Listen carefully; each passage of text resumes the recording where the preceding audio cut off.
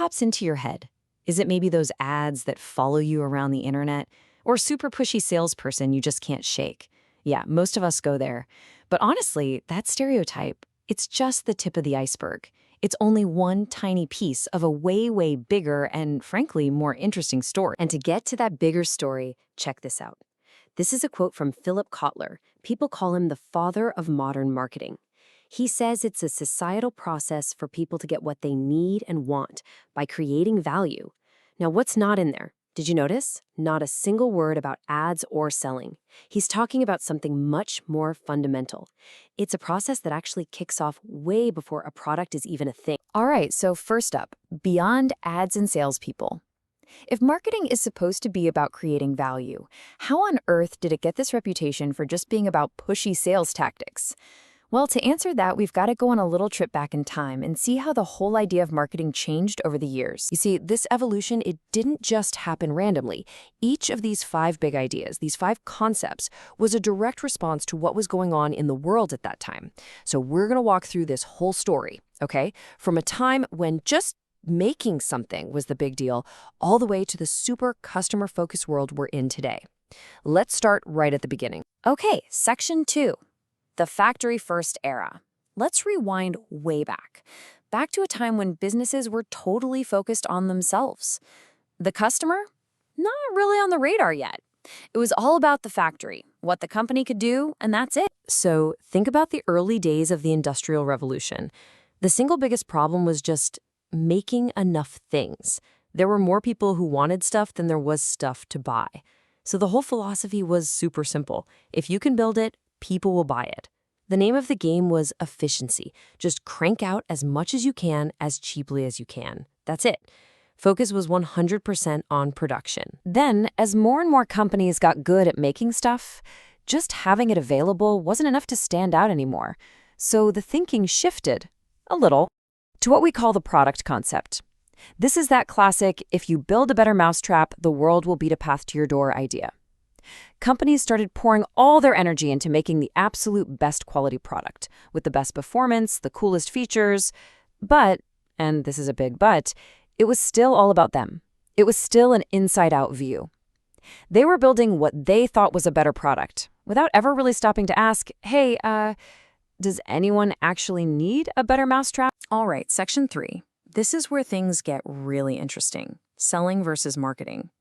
See, that better mousetrap mindset, it eventually created a huge problem. Factories got so good, so efficient, that they started making way more stuff than people were actually buying. And that new pressure, it led to a massive turning point in this whole story. And this is where that negative image we all have of marketing really comes from. The selling concept. It's basically born out of panic. The thinking is, we have too much stuff in the warehouse. Customers won't buy it on their own, so we have to make them buy it. The whole goal isn't to create something the customer wants. Nope. The goal is to unload what the factory has already made.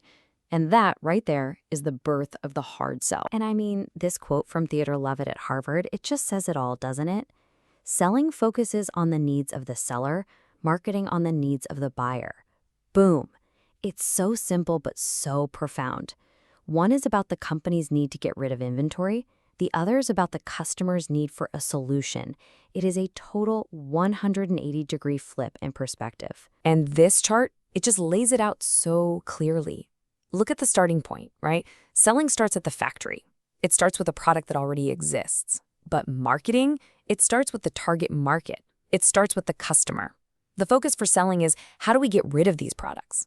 The focus for marketing is, what are the customer's needs? One is about pushing. The other is about solving.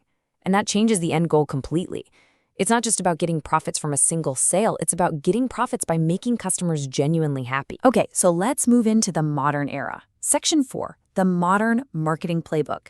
Because that revolutionary idea that you should actually start with the customer, that gave birth to what we call the marketing concept.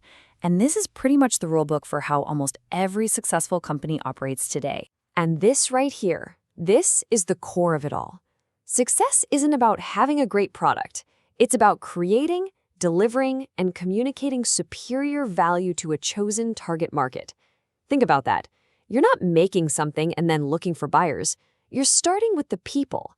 You figure out what they need, what their problems are, and then you work backwards from there to build the solution.